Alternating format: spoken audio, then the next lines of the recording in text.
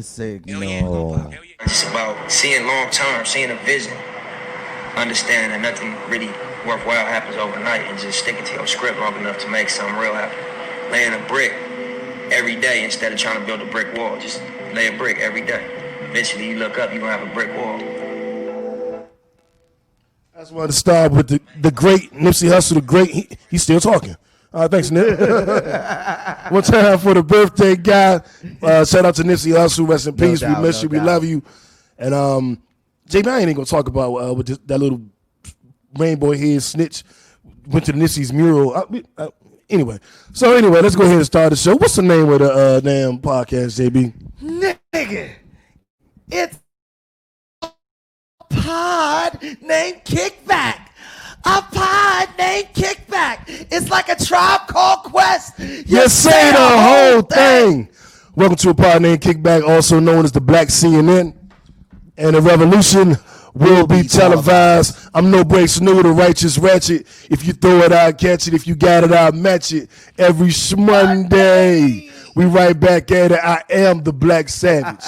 What up, y'all? It's JB Frank. I'm that gangster geek coming at you every goddamn Monday. Representing NWA, Nerds with Attitude. Happy Monday, everybody. Welcome back to the show. Thank you for tuning in, turning up with us. We got a lot to talk about tonight. Yeah, man. And don't forget to go online to New Fashion Statement. I'll put the link in the description. No doubt. And get your pod name Kickback merch. Hey, you know what I'm saying? That shirt look fly, dude. That shirt look good, nigga. That shirt look good. Look at that shirt. Look at that shirt. It even make my gut look smaller.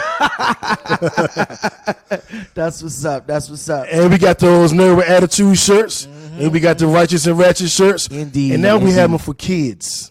There it is. There it is. All kinds of sizes, all kinds of colors. You'll see the link down at the bottom of the feed that you are watching right now.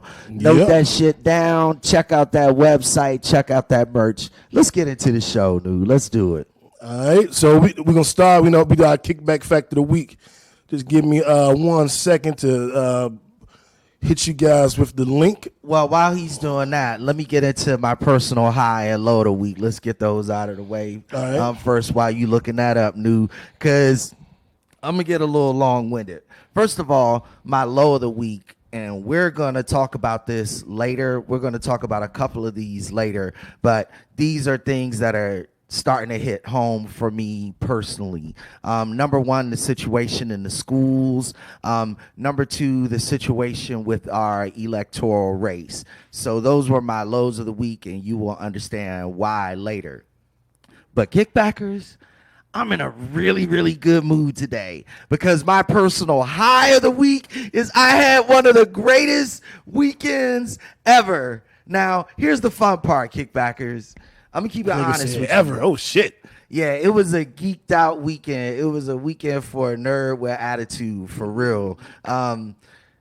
Started out with, I had a really, really important assignment to do for work. It was a big-ass report, a big-ass revenue analysis, profitability analysis for one of our biggest clients, roughly 30% of our business. So basically, we doing a P&L for a big part of the whole company. And I was able to get the work done. I felt very, very proud of my accomplishment. It was hard. It was a lot of details to get into, but I made that shit happen. And I finished that shit on Saturday. Good shit. So I felt really, really positive about that going into the weekend. And then shout out to my cousin, my first cousin, my favorite cousin, Les. How you gonna say your favorite cousin? Oh, your other cousin's gonna be like, hey. Yeah, I don't give a fuck. Again, they know what time it is. They know that Les is my favorite cousin. I got 1 million of them. They all know. It is what it is.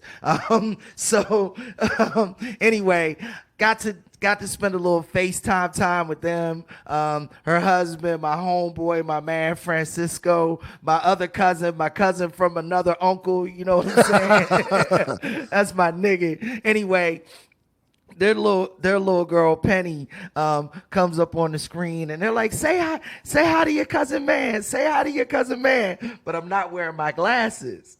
So she know there you yeah, she looked at me like, who this nigga? Like, she was acting all bashful and shy and shit. I was like, oh, you don't know me. You don't know. And it was like, she never seen you without your glasses on. I put my glasses on, young. And she was like, I know you. Young, her face lit up like a Christmas tree. She got to grinning all big. Hey, I was like, oh my God, that was the cutest thing ever. That shit made my day. Made my day. And then today, I took back the crown on the disc golf course, had the greatest game of my life. Yeah. Beat the dog shit out of F. Shut the fuck up, nigga. I beat the shit out of you, and you know it, so don't ever talk any more shit ever again. You know, yeah, JB beat the shit out of all of us today. This nigga had an unbelievable game. Yeah. I had my greatest shot ever. That birdie shot was crazy. For a birdie. That birdie shot was crazy. And I did a little flick, and I just but JB, the day belongs to JB. I just had the second best day as far as disc golf, but the day goes to JB. He killed it. That was your best day. Best day ever on the disc golf course. You killed that shit. Yeah, I shot an ace one day, but it wasn't today. I got an eagle and 6 birdies today. Shit was a monster. Yeah, that shit was crazy. It was a lot of fun. So that's my high and low of the week. I'll do my high low. Let's see, my low of the week. What was my low? Oh, I'm not telling y'all my low of the week. I'll tell you my low of the week. Being on the internet and everything not being the way that I wanted it to be. That was my low of the week. I'll put it that way. But y'all don't want me to be quiet on the internet because then what y'all gonna listen to? But anyway, that was my low. Oh yeah, hey, they do be sleeping on this go. We post a video of us playing, so if y'all want to see some of the shit we did, it's on Facebook and it'll be on our Patreon tomorrow. How about that, Patreon? We give you some disc golf videos. But that was my low of the week, Facebook shit. My high of the week was just getting back into my game, man. Just I'm in sales and just had a good week. You know what I'm saying? I'm kicking everybody ass in sales. I'm making money. I'm back in my zone. And I was out of it for a minute. So I was like, why am I out of my zone? Why am I out of my zone? Yeah, back in it. And the business is doing well. Yeah. My partner in Kickback New Fashion Statement, our merchandise line is doing well. You guys are buying shit and posting it. Thank you. And every time you post it, somebody asks, where is it? Where can I get it? Thank you. Thank you for your support. We really, really appreciate that. JB, you got to start sewing because I got a request for a crop top. So you got to sew or rip it or do something. I always thought that a crop top was a regular T-shirt that you cut in half. So I'd be interested. I mean, I would be interested in some innovations. So those of you who want a crop top, why don't you show us how to make one properly, and then we'll make it happen. And I wouldn't mind seeing some of y'all in crop tops. Exactly. God damn it. Exactly. God damn it. Yeah. Don't give me a challenge. I'll fuck around and go and find one. Our kickback fact of the week. I love this fact, y'all. Nostrils work one at a time. Nostrils like your nose. So when we breathe in and out of our nose during the day, one nostril does most of the work at a time, with the duty switching every several hours. This nasal cycle is dictated by the same autonomic nervous system that regulates heart rate, digestion, and other unconscious bodily functions, and is the reason why when our nose gets stuffed up, it does so one nostril at a time, and for more, So we breathe out of one nostril at a time. How about that? I was clowning the shit out of you the whole time, blowing smoke at a time. I missed all of that shit. I know you did. It was high comedy though. It was really hilarious. But how you gonna say your own joke was hilarious? Because my joke was hilarious. Yeah, goddamn right it was. But I did not know that. But when you think about it, it makes perfect sense. You know, when you're right, when you get a cold, one nostril stops up at a time. it was really interesting to see how that whole thing kind of makes sense. It was dope. You know what was funny this week?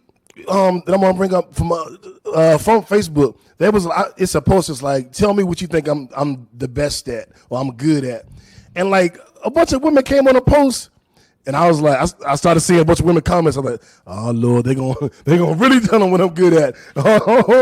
But there was like, you be talking shit, like I talk shit better than everybody. I'm like, I be talking shit. When do I talk shit? I don't talk shit. I don't be talking. Oh, I have a podcast. I talk shit every week. I talk shit every fucking week. Oh, but it's a good to know I'm good at it. You talk shit for a living. Yeah. Well, yeah. I make a lot of money talking shit. Like, yeah, you're really good at talking shit. And so am I. That's another topic for another day. Let's keep it moving. Speaking of talking shit, and not in a good way, actually. Let's get into it, New. This is the topic of the week, the story of the week. Our just went viral story, New. My left stroke just went viral. Kamala Harris. Yeah. Received the nod for the vice presidency of the United States. Yep. By Joe Biden, and they announced it earlier in the week. And Black Twitter lost its fucking mind.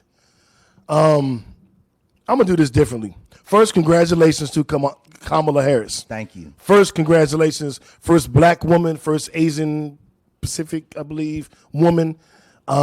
She went to my alma mater, Howard University. HU, you know.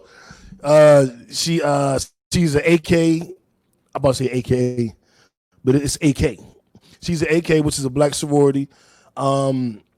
She plays at Howard, of course. I think the AK started at Howard University. And she is going to be the vice presidential candidate for the Democratic Party. JB, before I get into the ignorance, anything you want to add to that? We know she has a nom. You want to paint the picture a little bit? Yeah, let's do that. So Kamala Harris, as a senator, had a very good career as a senator, following Democratic Party lines. Basically, she joined the senatorial body during a time where the Democrats didn't have a whole lot of power, so she didn't have a whole lot of opportunity to do much. But what she did do is she stood up for the rights of women and the rights of minorities while she was in the senatorial office. In particular, like, her run for president was very, very important, in my opinion, because it raised a lot of issues. Now, it did raise a lot of ire of the American people, in particular Black people, because of her record as Attorney General in the state of California. And let's get into that right now. She was the Attorney General for the state of California when the Democratic Party was falling in line behind an anti-crime agenda that they were utilizing to basically move swing voters in the Democratic direction. And it was a political move, and it was a fucked up move because it cost Black people dearly. Let me say that again. What Kamala Harris, what Joe Biden, what Bernie Sanders, what Hillary Clinton. Well, not Hillary, Bill. Well, yeah. Bill. Well, this was Bill. You're right, Yeah. because it was farther in the past. She wasn't in the Senate at the time. Right. What Bill Clinton did was horrible for Black people. You're right. Hillary Clinton was not a part of that. Yeah, the fake woke keep blaming Hillary for it. Right. She was just the first lady. Absolutely right. Absolutely right. Thank you for bringing that up, because this was in the late 90s, right? Right. So this is what happened. She told the party line. She did what the Democratic Party was doing. That doesn't make her a bad candidate for vice president. Talk to him. Talk to him. Go ahead, New. Talk about the bullshit on Facebook before I geek out too much, because you know I got a fucking lot to say. Yeah. I've talked to a lot of people about this shit. So go ahead, Noob. The issue that I have is people are talking about withholding their vote. They're so disgusted with her. Now they hate Kamala Harris, just like they hated Joe Biden, just like they hated Hillary Clinton. They seem to hate anybody that goes against Donald Trump. Now, I'm not a Democrat, and I'm not a Republican. I don't give a fuck about either party. I just want somebody that's competent, that has my best interests at heart.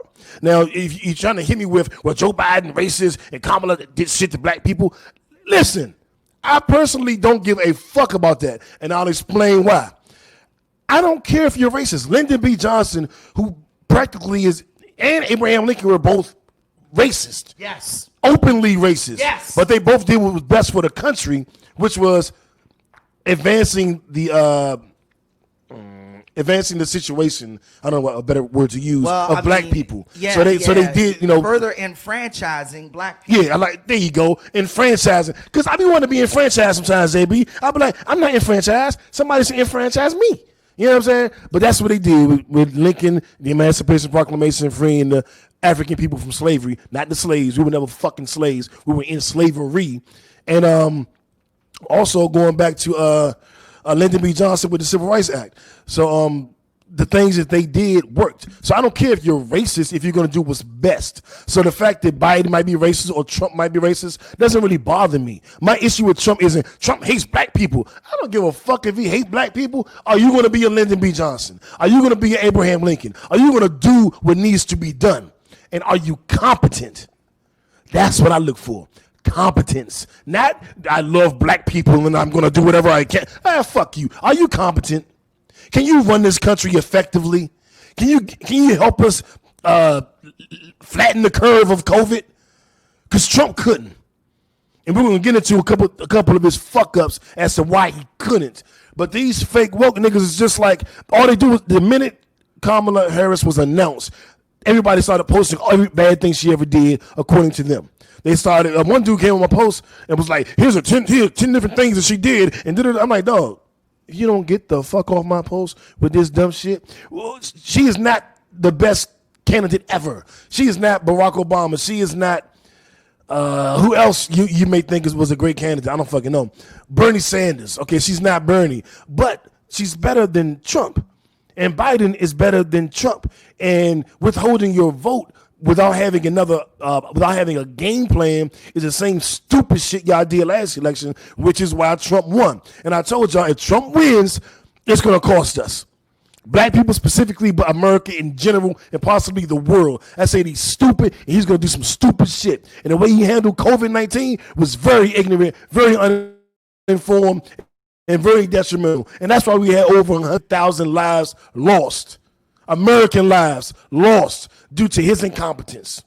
So I don't tell me what Kamala Harris's record was as DA or AG, and then exclude her record as a senator. Don't tell me what her record was as a DA or AG, and then forgive Trump for everything. Don't tell me what her record was as a DA or AG, and act like Bernie Sanders didn't sign the fucking crime bill too, or vote for it, excuse me. So don't tell me that shit. And that's my stance on it. You need to have a plan. I say if they get in, and after a year or two, they're not doing what they need to do, then we start a third party at that point. We look for another candidate at that point with years to spare. I'm not pick my person. I want to Stacey Abrams, so I'm not going to vote at all. And you withhold your vote, but that has no power when you don't have a demand. I'm not happy. I'm not voting. Who are you hurting? You're either going to fuck around to get us Trump, or you're going to get them in office and they're going to know that you didn't vote. It's stupid, JB.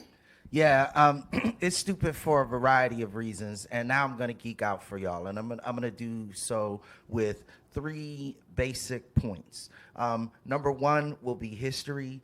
Number 2 will be today's facts. And number 3 is just motherfucking common sense. So here it is. Number 1, history. If you go back and you look at interviews or you read discussions or you read journals where you hear where they interviewed people who lived in Nazi Germany, who were not a part of the war, who didn't have sons who joined the Nazi party, who didn't kill Jews, they were like, yeah, we was just chilling in our house, what Hitler was doing wasn't a big deal, whatever, and now it's fucked up. We don't know what happened. We don't understand what happened. This shit is crazy. Like, their inaction brought an asshole like Hitler to power because they didn't watch how often he fucked up, because they thought everybody who tried to run against him and who opposed him was worse than him because he was the guy who was there, and they were fucking lazy. Yep. Point number one, history teaches you kickbackers, when you try and find everything wrong with the motherfucker who's trying to fix it when it's broke, you are part of the fucking problem. Facts. History teaches you that. If you don't believe me, go back and study. If you're so fucking woke, if you're so fucking black, if you're so fucking intelligent, prove it. What happened when Hitler came to power? Talk about it.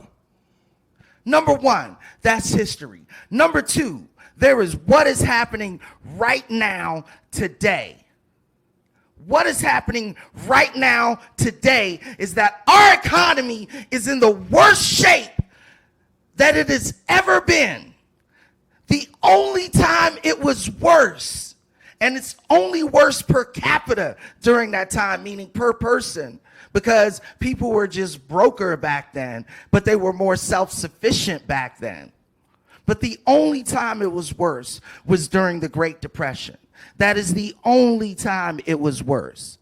And again, I invite you to be as woke as you fucking say you are. Look it up. Ooh. Who was in the White House when the Great Depression started? And did he stay in the White House? Get him up out of there. Right? What is happening today? We have the second greatest pandemic ever to hit the United States of America in our 200 and some odd year history. Yep. So we have, let's break it down. We're in another Great Depression. Maybe not the greatest depression, but it's still a depression. We have a pandemic. We have racial unrest, riots, cops killing black people, people killing cops. And this is all on whose watch? The Orange Cheeto, 45. And you don't think that, do you think Biden and Harris would handle the pandemic worse than Trump? Yeah. Do you think that Biden and Harris would handle the racial unrest in America worse than Trump? Do you think that Biden and Harris would handle the depression that we're in, recession, worse than Trump? If you're a sane person of sound mind and body, then I think the answer to all of those questions is no. They're not going to handle these things worse than Trump. They're going to do better. What we've learned is Kamala Harris, despite towing party lines and the offense, some of the egregious nature of some of her convictions or lack of convictions in that portion of her career, because she was a DA, an AG, and a senator. So you got to break down all three components. She was competent. Joe Biden, as a senator, as a vice president for 8 years, 2 terms, was competent. There's a person in the White House right now that's incompetent. The distinction. Yeah. Yeah, and that brings me to point number 3. And point number 3 is just fucking common sense, y'all. First of all, let me shout out Berger. I was yelling because I was really I'm really upset about these comments. So yeah, I need to calm the fuck down because yelling too much in the mic distorts the mic. So cut that shit out. So I appreciate that. But just to finish it up, number 3 is just common sense. We're the boss of this country. We decide who goes to the White House. And if you believe differently, then you don't understand the political process, because that's where it starts. So if we are the ones making the decision, don't you always fire somebody who is incompetent? Isn't that common sense? How many acting directors, acting managers, acting coaches, acting general managers, acting this, acting that do we need to see when somebody is fucking up so bad that they just gotta go? Like, throw some of them comments up there, JB. But continue your point. I distracted you, my bad. But while you're doing that, you ready? Yeah. So basically, it's time for him to go. And if you compare what he's done to in any other industry, he would have been gone by now. Exactly. Like, this motherfucker needs to be fired. And I've said this on the air several times. In most other developed countries of the world, the prime minister can be voted out of office by the legislative branch if he is found to be incompetent. Mm-hmm. And there are very, very basic things that you can check to judge whether or not someone is incompetent. And I'm going to tell this last story because I thought it was hilarious. I was talking to my dad about this earlier. Shout out to James A. I hope y'all are watching. James A. Mr. Miyagi. Here's what we talked about. And I said, Dad, now this is something that's going to hit home for you. Like, if one of your friends, if somebody, like who's around your age was talking about how proud they were for passing a driver's test, would you'd be looking at them like, yeah, good for you. So you're conscious and you're aware of your surroundings. Yeah. And you can read English. Congratulations. Donald Trump shouted from the rooftops that he passed a mental competency test. He was surprised, JB. He was like, "Oh shit, I passed."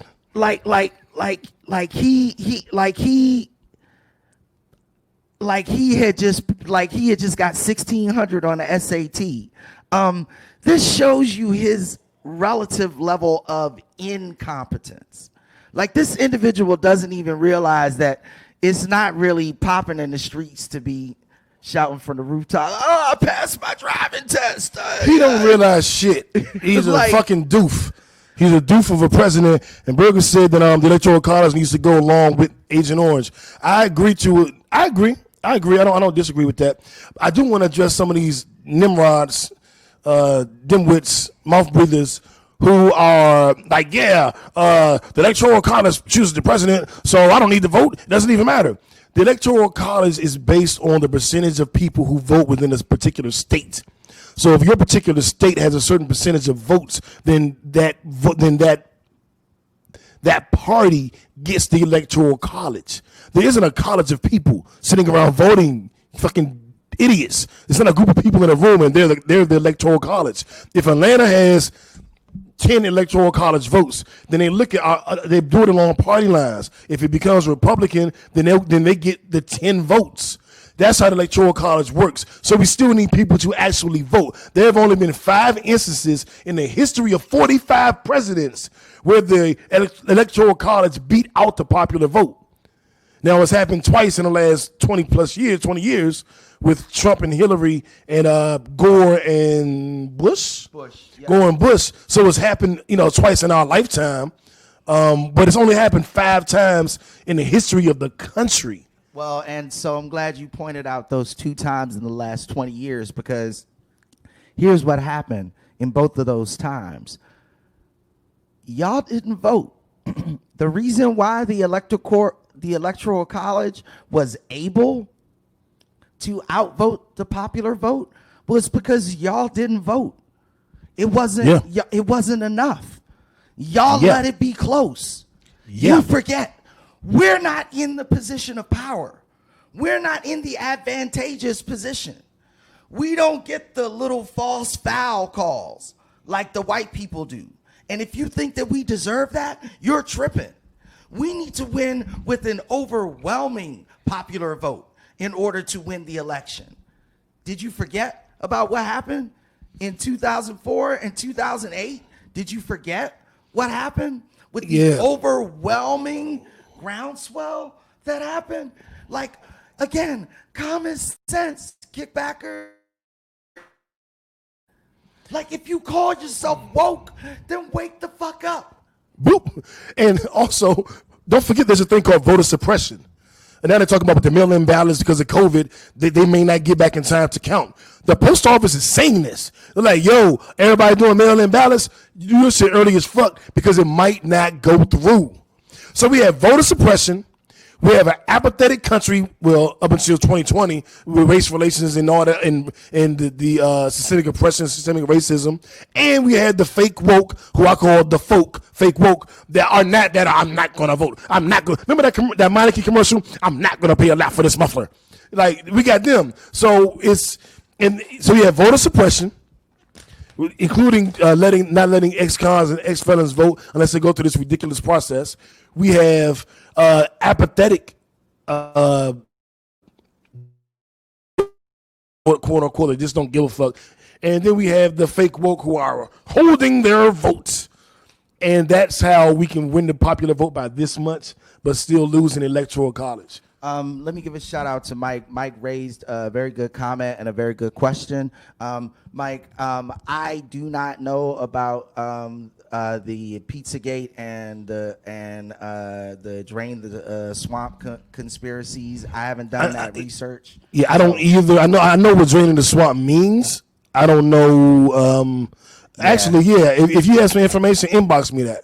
Yeah, Mike, inbox me that, and you are an official kickbacker. Inbox me that information, and we'll talk about it next week. Absolutely. Shmi said the feds are considering changes that would allow states to accept the electors' vote or go with the popular vote.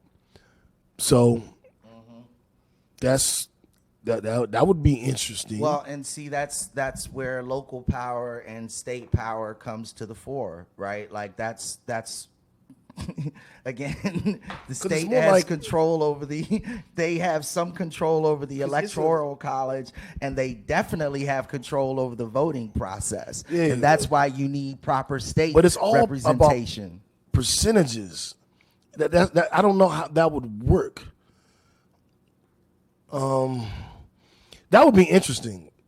I know you can choose either or. That would be great, but I want to really break down how those percentages work, because it's like if you get 51 to 49 in one state, then it's like 12 points and 2 points. It's a weird breakdown, and I believe it's different for every state.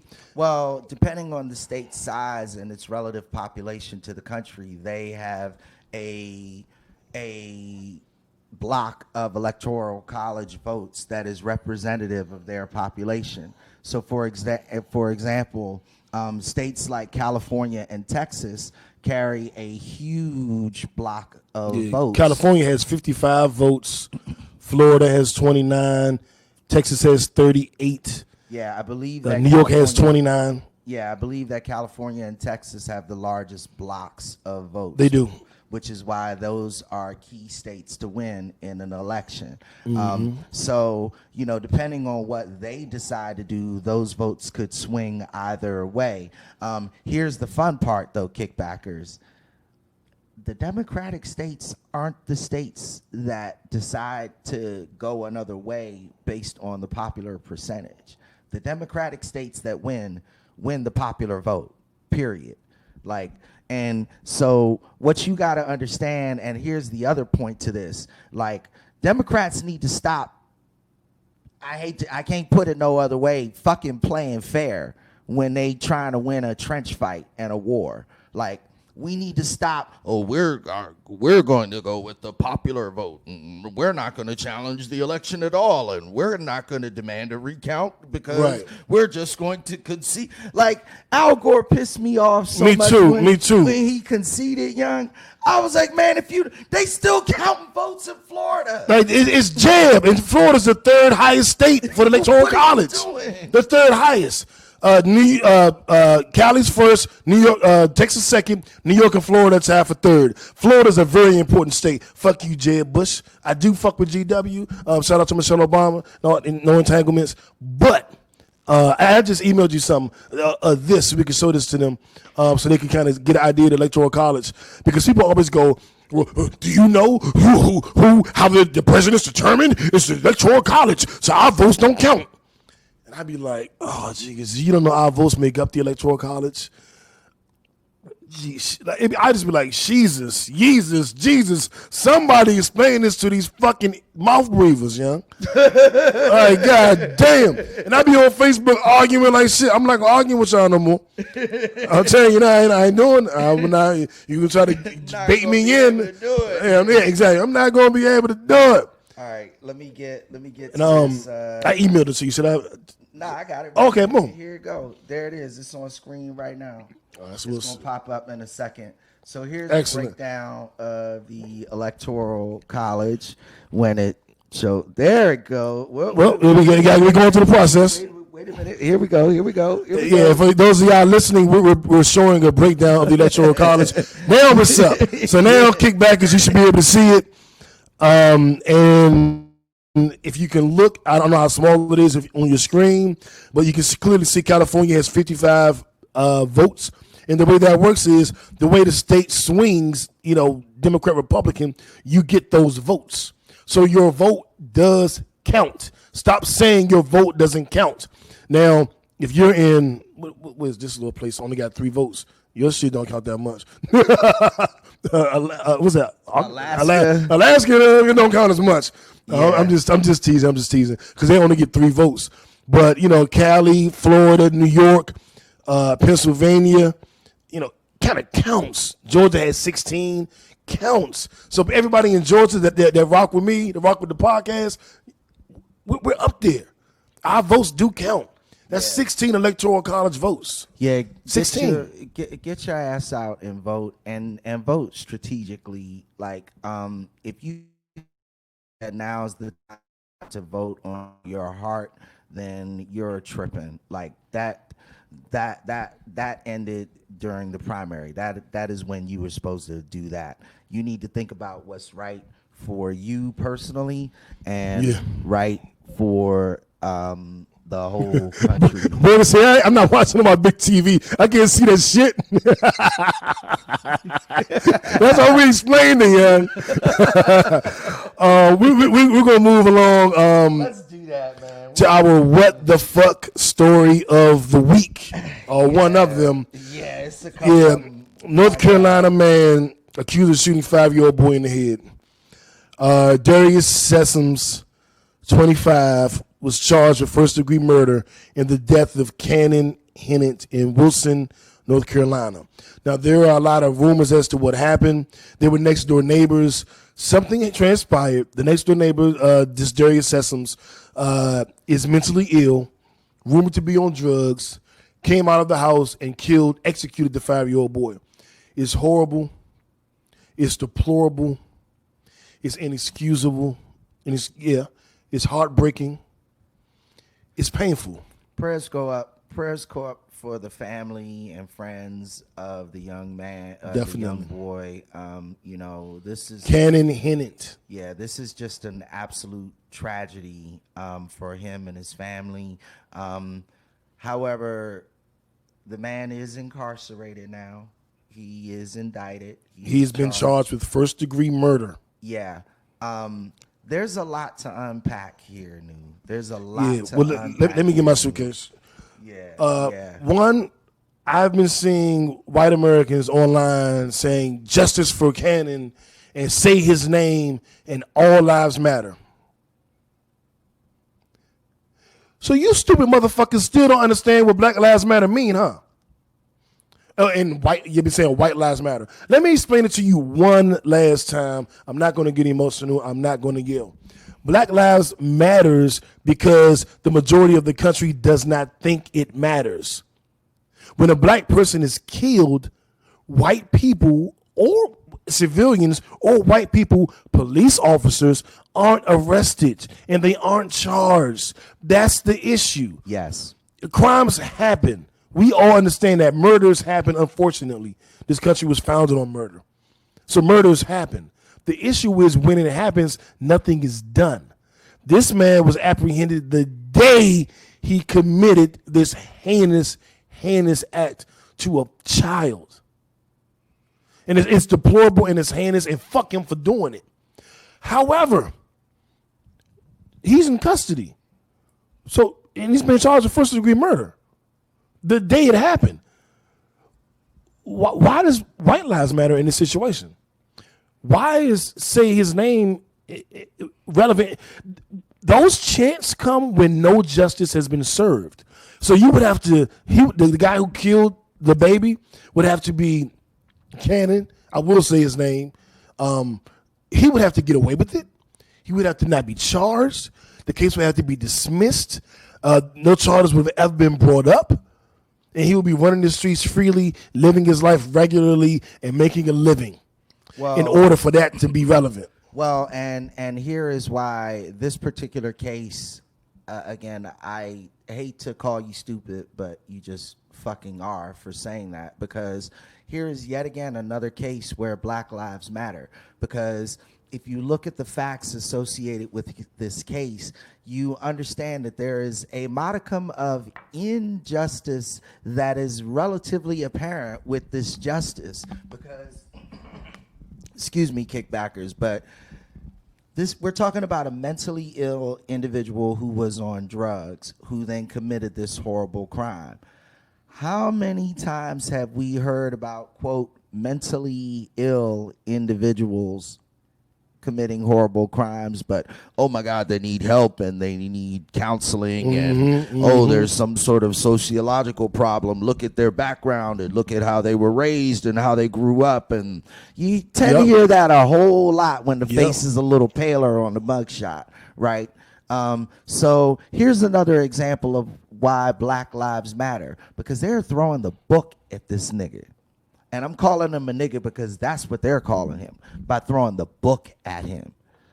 Y'all know well and good that there have been defense cases associated with murders where, quote, deranged people, unquote, have seen a softer side of justice than what he's seen. And yet again, kickbackers, yet again, white people. That's why Black Lives Matter. Absolutely. Very well said, JB. I don't want to stay on this too long. And I will add, because Berger made a comment about having our own political party. I'm not a Democrat. I'm not a Republican. I don't think either of us subscribe to that. We vote with who makes sense for us. And I'm not opposed to a third party. Now, if we want to set up a third party for the 2024 election, I'm willing to start that the day after this election. The day after the election in November 4th, November 5th, I am willing to put in work over the next 3 years to create a third party. I'm not willing to do it 3 months before an election. That's, you know what I'm saying? And I'm not saying you're saying that, but that is asking.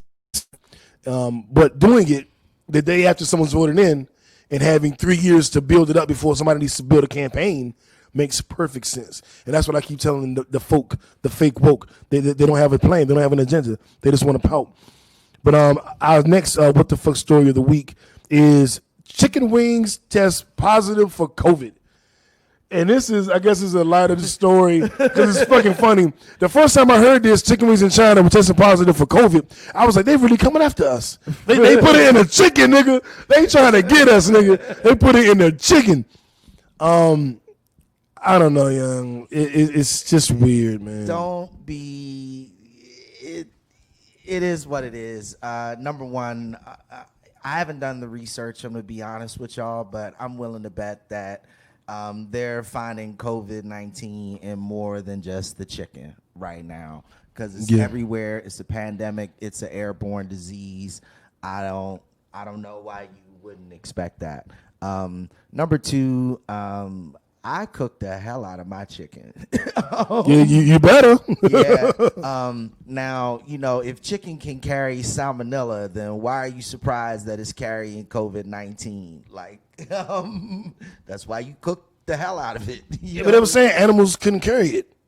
Your dogs can't get it and all this shit. But we know this administration has been giving us bullshit information from the jump. That's why they got to fucking go. And moving on to our, oh no, we got to do Jeremy, one of the kickbackers, Jeremy from Germany, said he wanted us to talk about our favorite pickup lines from back in the day. and how we feel about those lines today.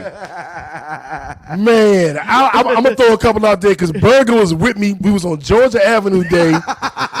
And for those that don't know Georgia Avenue Day, it's a D.C., not a holiday. What is it? A celebration. I'm laughing like shit because I've heard this story already. It's a celebration, a festival. And we everybody goes down by Howard University on Georgia Avenue in DC. Yep. And by the McDonald's. It's a ball. Man. And you just go down there, people to drive their cars, had nice cars up and down the street, fancy cars. And people to walk up and down the street and just eat food and talk shit. And we used to go to get girls' numbers. Georgia Avenue Day was an excellent day to go get phone numbers. And one day I just was like, I know what I'm gonna say. I'm gonna go up to every girl and say this. And so we went down to Georgia Avenue to do me, Burger, Hook. I think H was there. Rest in peace, H. Love you, miss you. Ivan might have been there. And I was going up to every chick I saw, and I was like, excuse me. How you doing? I just wanted to ask you something. Like, be honest, I'm fine as shit, ain't I? And the girls will always be like, what? Huh? What? But they would laugh. They would laugh at me. I only laughed at me because I'm not really fine, or they laughed at me because I was so, arrogant with it, or they laughed at me because I was smiling at them. But they would laugh, and fellas, I tell you this, that's the first step. Make her laugh, make her smile, make her think, make her come, make her yours. That's my philosophy, man. If you can make a woman laugh, you're halfway fucking there for real. And they would all laugh or smile. Some would say, yes, you are, boo. And some would say, okay, boo, whatever. But I would get numbers. And I think they were thinking, like, if this nigga made me laugh and smile upon meeting me, how much is he going to make me laugh and smile when we together? And I got a lot of numbers that night. And niggas couldn't believe, because one, I'm not, like, fine and shit. So that it was the irony in it. But also, they couldn't believe it was working. Like, niggas like, that shit worked? And I'm like, I made a laugh. It worked. So that's one that was funny as hell, but it worked. And this was like the 90, like 98, 99. Burger, you remember that shit? Let me see if Burger still watching, see if he remember that shit. But I was like in the 90s, man. That was great though. What was one of your pickup lines from back in the day, JB? And how you feel about it now? Oh, how I feel about it now? I think it's still funny. I if you say it with a smile on your face, it might work. Yeah, I mean, honestly, I've never been really one who had to deliver a whole bunch of lines like that. But at the same time, there was one time I did, and it is utterly ridiculous. So, tell us what it was, JB. Personally, I'm actually not proud of this, but it worked. So fuck it, I might try it again. Anyway, I went to go and return my rental car. I was getting a whole bunch of repair work done on my car. And so the person who was helping me return my rental car rode with me to go and get my car so that we can drive back. So we go to the spot, we get the cars, whatever, and I come out and she's like, okay, so you good? You ready to go? And I was like, well, there's just one more thing. I was like, so I have a little bit of a problem. And she's like, what? I'm like, well, the manager told me that he's not going to give me the keys to my car until you give me your phone number. I remember that, and apparently it worked. It worked. I dated her for over a year. Right. It worked. But she was like, we talked about it later, and she was like, nigga, number one, I knew you was gonna ask me for my phone number, number one. And she was like, I was just waiting for the moment when it was gonna happen. And she was like, but when it happened, it was the stupidest fucking lie. She said it was so stupid. She was like, I laughed the whole way back. But you got the number. I'm gonna tell y'all one little quick story about the craziest thing I did to get a phone number. So this was about 2005. Young. I'm sorry. Go ahead. I know. I was at a Popeyes, and I saw a chick. I said some little slick stuff to her, but I left without the number. I got in my car and was like, "Fuck!" I called the Popeyes, told them what she had on, and told them to give her my number. And I know she had to be sitting there like, well, the guy he said he was talking to you, this is his number. That's the craziest shit I did. But I was reading Iceberg Slim back then, and I was acting an ass. But that was the craziest thing I ever did. That was the craziest thing. But shout out to Jeremy from Germany for bringing up that topic. That was a fun topic, man. Hell yeah. Our Don't Be Dumb award goes to JB's nephew that's in college, Kamal Silverin. Come on, well, not in college. He's graduated. He's left college. He's been drafted to the NFL. He did play for the Seattle SuperSonics, Seattle Seahawks. During training camp, he decided to sneak a woman into his hotel during training camp, dorm, whatever you want to call it, and he was caught. Now he was sneaking her in because you can't have visitors, one, but especially not during COVID. So the restrictions are a lot more.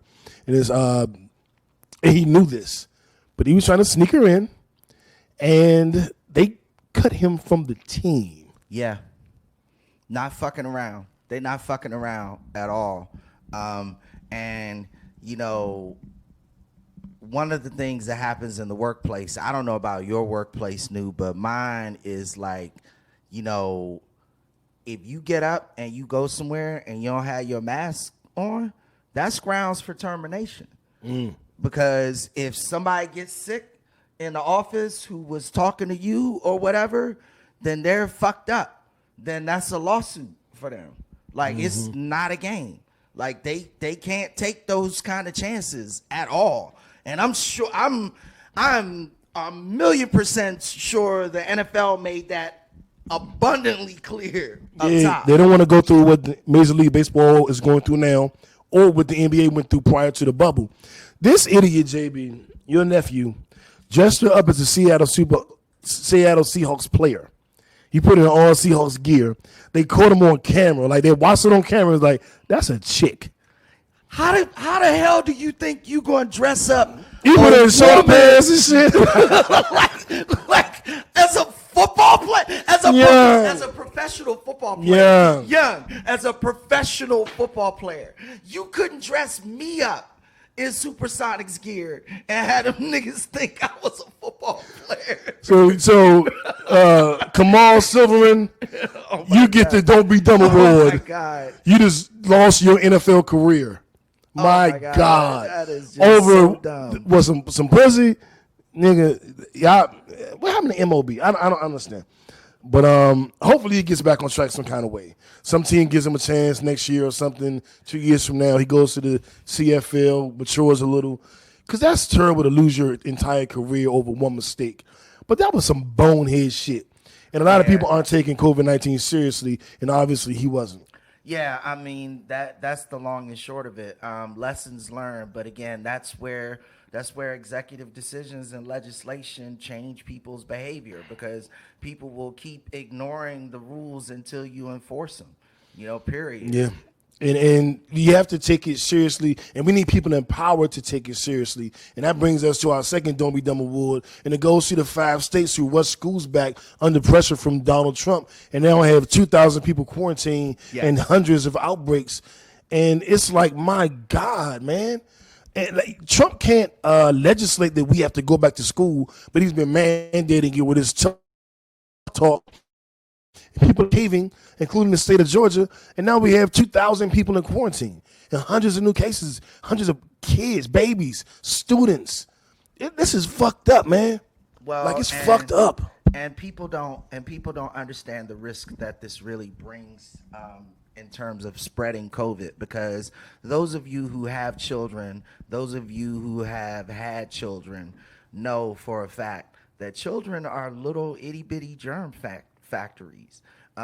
When they come home from school, they bring all kinds of rashes and sniffles and sneezes and strep and tonsillitis and all kinds of shit home.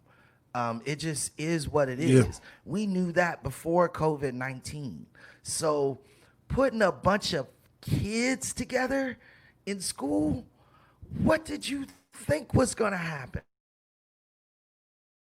And here's what makes it worse, kickbackers. The kids then bring that home. And they're children. They're young. They heal quickly. They are most of the time asymptomatic carriers for the regular shit that they bring home. So now they're bringing home COVID to their parents who are older, to their grandparents who are older, to their aunts and uncles who are older. And that's what makes it worse. In the state of New Jersey, they tried to open schools, and a group of teachers in a school district literally forced the district to go virtual because they refused to come to school. The teachers had to refuse to come to school because the district refused to provide PPE for them when they were in school. And so they said no. And so the district had to say, okay, let's go virtual because there was no choice. This is where your decisions create impacts. This is where your resistance creates impact, kickbackers. You need to be making those kinds of decisions, especially now. I'll tell you another story and then we'll jump off of this, new. And it's a personal story. And this was my low of the week. And this is what I said we were going to get into later. Kamala Harris and this issue, literally this issue. My children were told, we're in Georgia. So one of those districts is the Gwinnett County, Georgia district, 1,100 cases amongst children who attended school. Okay? This is something that hits very, very close to home for me. My children's mother and I were told that our children were going to have to go back to school in person in order to attend advanced classes to improve the advancement of their academic careers. Both of my children are in advanced classes. My son is in TAG, and my daughter is taking advanced classes at a charter school. And they were both told that they needed to attend school. The parents wrote letters. We talked to the PTA. We wrote more letters. We threatened lawsuits. Hell no. And they said, you know what? Advanced classes are now virtual. Okay. Okay. So my kids will be attending school virtually. Thank God. For precisely this reason. Stand up for your rights, kickbackers. Vote with your feet and vote with executive priorities in mind. Get done what needs to be done because we are in a crisis right now. Absolutely, man. It's not a game. Like, it's really just not a motherfucking game. Moving on. Our Nipsey Hussle Award goes to none other than Nipsey Hussle. This is the award for excellence, black excellence. It was the Grind and Shine Award, and then we named it after the NBA player who had that one game with the Lakers. Coming from the G League, and then we renamed it to Nipsey Hussle after his untimely demise. And his birthday was Saturday, and Snoop released a song called Nipsey Blue, a tribute to Nipsey, and it was it's a beautiful song, and the video will make you cry. I cried this weekend. For those that know, I used to rap, and one of my goals back in like 2009, 2010 was to do my final album and do it with, well, you guys didn't know it was my final album. It was called No Breaks, by the way. As I was working on it, I wanted to have Nipsey on the track and Joe Budden on the track because those were my two favorite rappers at the time. And we all know Joe Budden does his podcast now, doesn't rap, and Nipsey's no longer with us. But they both were very instrumental in my love of music and in helping me through shit. Nipsey motivated me, and Joe was there to console me when I was depressed and going through the bullshit. So when Nipsey died, I took it very, very hard, probably harder than you would take a celebrity death. Now, I did communicate with Nipsey on Twitter a couple times. That does not mean I knew him or had a relationship with him. He wasn't my man. But I took his death very hard, and I want to just take a moment to say the marathon continues. He was doing Vector 90, which is a workspace for kids. He was cleaning up his neighborhood. Yes. He was giving back. He was signing people. He had businesses. He was educating. The first book we did for our book club was a book Nipsey recommended. Yeah. So, I mean, well, the first two we did The Way of the Superior Man and Contagious, both from Nipsey. Just to give you an idea of the impact that he had on me. Yeah, Nip was just one of those dynamic figures who it's a tragedy that we lost so soon because of the trajectory he is on. I put him with the likes of, you know, the Medgar Evers of this world, you know, great individuals who started out with this mind-blowing potential to do amazing things.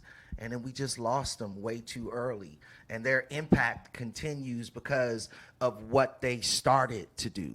You know what I'm saying? And that's just huge.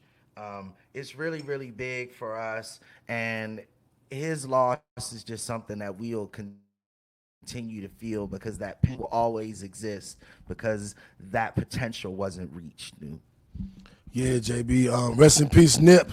The Nipsey Hussle Award goes to you. And it'll remain the Nipsey Hussle Award for as long as we do the damn show. And Nip, rest in peace. There you go. There you go. Netflix and chill. What movies are we watching? What are we watching, JB?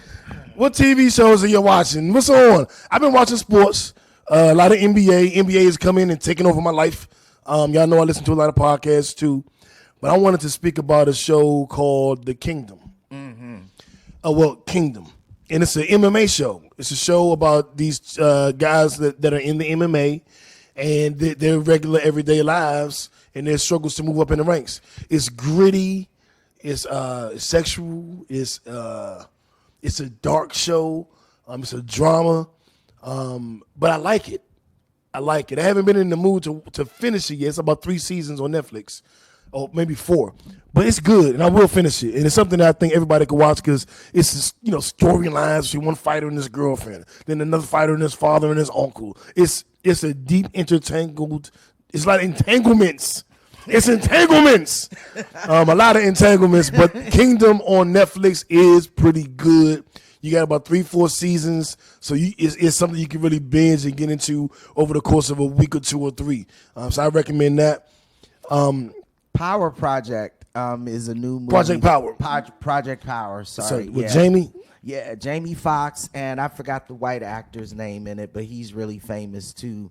I just forgot his name. Yeah, all good. But it's a really, really interesting story, New. I got into it, but I was breaking my fast watching TV and movies to watch this, and I didn't really just have I started doing something else. You know, it is what it is. But I did start watching it, and it looked like a good watch because the concept of the story is that there is this new drug out on the streets, and this drug temporarily gives people superpowers. I think it's 8 minutes. Yeah. So you got the whole drug game and them fighting a drug game and all of that going on. There's subplots about addiction and so forth and so on, and the dangers associated with that. But it takes it to this, like, you know, this spasmodical level, you know. Okay.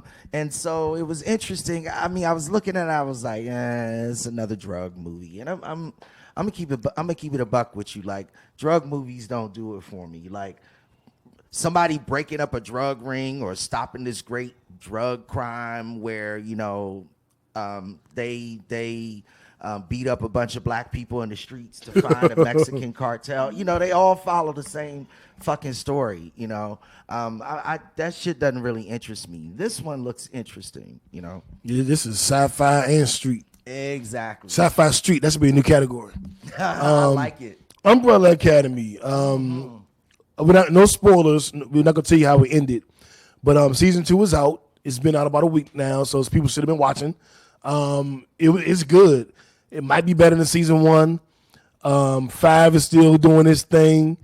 A lot of different, lot of character lines, storylines are more in depth. Yeah. It's going deeper into the different characters. Absolutely. And I'm loving it. It got a lot darker this season. It did. I actually dug that because it delves into the isolation associated with having these powers. How you literally always have to be hiding something, you know? And I think that speaks to what a lot of people feel like they're going through personally. You feel like you're hiding a little something from everybody else, you know? And what if that makes you dangerous? What if that would make people scared of you? You know what I'm saying? Yeah, and they wound up going back to a time in the 60s. Yes. Around the time where Kennedy was killed, and they explored a lot of racial tension, a lot of issues, white-only restaurants, and, you know, going to the counters and white people telling you to go and kicking your chair. And I went to the I went to the Civil Rights Museum out here in Atlanta, and they have a demonstration where you sit down at a restaurant what do you call it? Put the headphones. Yeah, you put the headphones on. What do you call that? Diner. A diner. And you sit down at the diner. You put your hands flat. You close your eyes, and then you hear them going, "You're not supposed to be here, boy." And then in the other ear, "What are you doing here, nigga? We're gonna kill you." And then you chair and the chair moves. So you're like, "Get out of here, nigga!" And you're doing this, and you're going and you're falling, and then at the end of it, there were a lot of people crying. And I'm like, dog, like, that's crazy that people was going through that. Our people were going through that. I've never experienced racism like that. I've seen it. I'm aware of it. I'm fighting against it, but I've never experienced it like that. And I thought it was cool that they touched on that in the episode. I thought that was definitely cool. So in the episodes, and it got my main man from what's my show I love to death, JB, and Legacies, the originals. The black guy, I forget his name on the originals, but he did his magic like this. Oh, I know who you talk about. He was a civil rights motherfucker. Yeah. But he always did his magic. Yeah. I'm gonna start doing that. That's my new pickup line. I'm gonna start walking and going. Or maybe I shouldn't. They might look away. Wait a minute. Scratch that. I'm not doing it. I'm not doing it. Yeah. I'm not doing it. But yeah, it's dark, deep, and interesting. Well worth the watch. And we'll wrap up the season when y'all are ready to. We don't want to give any spoilers away right now, but it's a really, really good watch. Yeah, and there will be a season 3. You guys should watch it with us. We'll talk about it next week. There you go. And our Eargasm segment, we know that Drake dropped a new record. Yeah. The video was crazy. It had Odell Beckham, Marshawn Lynch, Kevin Durant. It was filmed on the Nike campus. It was a good video. I actually like the song too. I like the song. Laugh Now, Cry Later. Yeah, I mean, Drake is just a consummate entertainer. You know, all of his videos have got, it's just shot well, it's mixed well, it's cut well, there's comedy, you know, all of his videos kind of tell a little story, you know, you know, it's always some funny shit that happens. I mean, you get to see his sense of humor.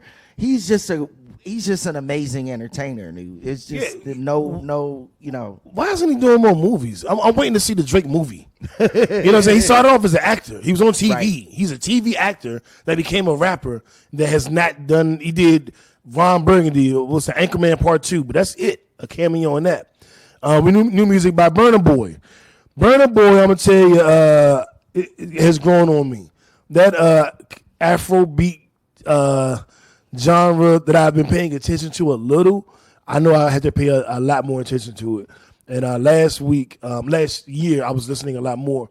And when Burna Boy's album dropped, I was actually excited to hear it. And I downloaded it and I listened to it and I was like, oh yeah, man. Like, he is doing this thing. Like, he's one of those guys. For those of you who've been living under a rock, Afrobeat gives you this, the best way to describe it is this diasporic flavor, like just this African, Caribbean, syncopated, you know, just groove maker music. You know what I'm saying? It's dope. It's a subgenre that has existed for decades now. You know what I'm saying? And I feel like dancehall and Afrobeat have kind of merged to create this new thing. You know, because I remember what Afrobeat used to be, and it was different than dancehall was back in the day. The two are starting to come together with the synthesis of music through electronics, and it's just a really, really nice fusion. And that's what Burna Boy is doing, and I love it. It's really nice. Shout out to Burna Boy. Shout out to RJ. She was the first person playing that shit for me. And Nas has a new album coming out with Hit Boy. And his single, we actually titled this episode Ultra Black. And it's one of them power to the people, stand up strong, we rocking out together songs. And the most poignant line from that song, well, it's a Hit Boy beat. A lot of people complain that Nas doesn't get good beats. And then Nas finally did that album with Kanye, and we know what Kanye mind is, and that didn't feel right either. So Hit Boy is going to do all the production and executive produce it. And the beat is good. The song is good.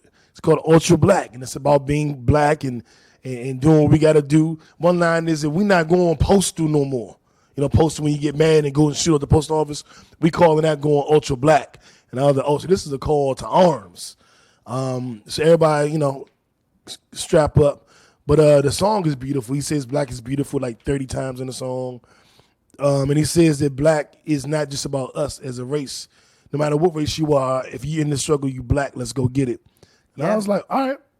I'm with it. There we go. There we go. So Ultra Black. And question, JB, is Drake a top 5 rapper of all time? Absolutely not. Okay. He is not a top 5 rapper. I think he is a top 5 recording artist of all time. If you look at his catalog, if you look at the hits that he has created, what he has done in the industry, for the industry. Most number ones ever. Yeah. Most top 100 selections ever. Yeah. I mean, you got to. Oh! No. He's not a top 5 rapper. He's not a top 5 artist. Okay. He's a top 5 hip-hop artist. Okay. You see, Mary J. Blige is hip-hop. Okay. You know what I'm saying? Okay, I can go Teddy with that. Riley's hip-hop. I can go with Bobby that. Brown is hip-hop. I can go with that. Top 5 hip-hop artists. You with that? Yeah, I'm okay with that. I was struggling. I was like, top 5 MC, top 5 rapper, top 5 artist, hip-hop artist. I'm okay with that. I'm okay with that designation. Yeah, I mean, he's a top 5 something. I mean, shit, you know, like, come on, man. Again, common sense, y'all. Yeah, Friday when the single dropped, Laugh Now, Cry Later, I listened to that, and then I went down the Drake rabbit hole and just paused and started playing like 2 hours of Drake music. And I was like, Slim, I could do this for another 7 hours. Like, God damn, this dude got hits. This, you know what I'm saying? Pause. It is what it is. Yeah, so all right, Drake, top 5 hip hop artists. Well deserved. We're moving you up into that. Before we get out of here, the NBA playoffs start on tomorrow, Monday. Yeah. Dame Lillard has brought the Portland Trailblazers back from obscurity, the 10th, 11th seed, all the way up to the 8th seed. They will play the Lakers in the first round, and he did it in dramatic fashion. He is the bubble MVP of those 8 playing games. He averaged, I think, 36 points and 9 assists, and he had 3 straight games of 51 points, 61 points, and 42 points. And the Blazers look scary for the Lakers, JB. I don't know, man. Yeah, we broke this down earlier in our detailed discussion. The matchups just don't look good for the Lakers right now because of the injuries they're facing at the point guard position and at their athletic defender positions, which creates a matchup problem when you consider both Dame Lillard and Carmelo Anthony. Right? It would be different if Dame couldn't pass and didn't have anybody to pass to, you know, but that's not the case. So Dame will get hot, and then LeBron will switch off to Dame to try and shut him down, and then Dame will pass to Melo. And now you got a small forward. Old CJ McCollum. Yeah. Or Nurkic. Yeah, you got a bunch they of got people in there who can score, and Melo can score from anywhere on the court. You know what I'm saying? Yeah. Even in his old age. You know? Yeah. And so that creates a really big matchup problem for LeBron. But LeBron is the most intelligent basketball player I've ever seen in my life. Like, bar none. And he has Anthony Davis, a top 5 player with him, and Dwight Howard off the bench. You know, they have a squad. They just don't have anybody that can guard Dame. And that's why that matchup is so critical, so crucial. The Lakers are a better team, but they don't have anybody that can guard Dame. Well, I mean, one of the things that they could potentially do is slow the game down.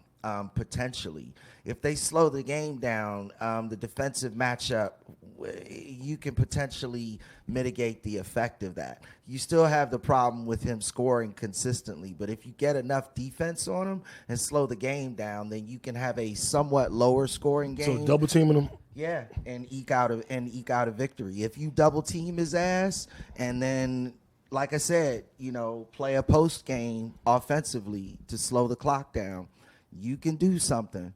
You can slow down a team that likes to be on fire. I mean, think about what happened to the Suns back in the day. Remember when they used to run all up and down the court? Hold up, you know.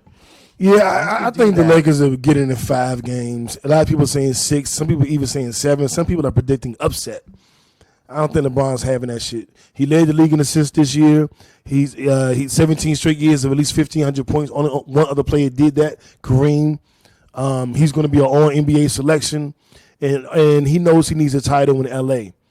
to get or remain in the conversation with Michael Jordan, and I don't think he's going to play with it. So I think LeBron's going to do what he needs to do, and I just want to shout out to the Phoenix Suns who went undefeated in the bubble. That's to be noted. Monty Williams, a black kid coach, went there, and the teams, you know, had the struggles. But when they went back to the bubble, they went 7-0 or 8-0. That's to be noted. That's to be commended. No other team did that. Very, very special. Yeah, it is. Yeah, it is, and it speaks to good things in their future. You know. Absolutely. And on our way out, we'll let you know a couple of video games that are dropping. Madden is dropping into the month. They have a new backyard mode, like the 2K Street Ball, so you'll be able to play in the backyard with the football, and it's more about, you know, trick plays. They had Pat Mahomes throwing passes behind his back. They got people doing the one-handed Odell catch. So it's going to be. I wanted. That's what I want, and it doesn't exist anymore. Being able to make plays. That's what I want. Mm-hmm. That's what I want back. It wasn't creating players. It was making plays. And I heard you say it before, too. Yeah. Making plays is what I want. Write him a letter. I am. Shit, I've been supporting him for fucking 25 years. No bullshit. Def Jam is bringing back Vendetta. Yeah. And that looks interesting. Well, they're rumored to be doing it, which is like a Street Fighter game, but with your favorite rappers. Go ahead and bring that back.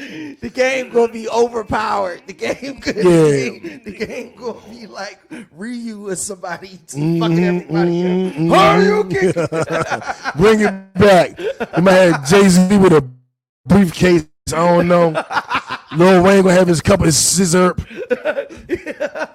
Throw some scissor on Drake gonna be escorted by a bunch of women.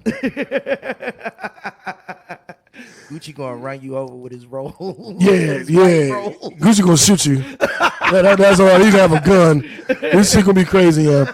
But I'm looking forward to that. Oh, Sugar's gonna put the big hand. He gonna do the whole hand. Nigga. So we'll see who they include, if it's only Def Jam artists like it was before, or if they'll include new people. I want to thank you guys for tuning in. No doubt. I want to thank you guys for participating in the conversation, especially the political portion. Yes. We are the Black CNN, so we appreciate you.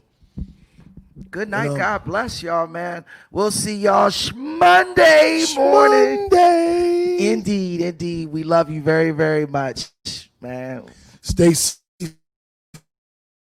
I just put this in a song today. I was like, if you don't take away anything else, eat clean, do a mile a day, and protect your mental health. Good advice. Uno, we out.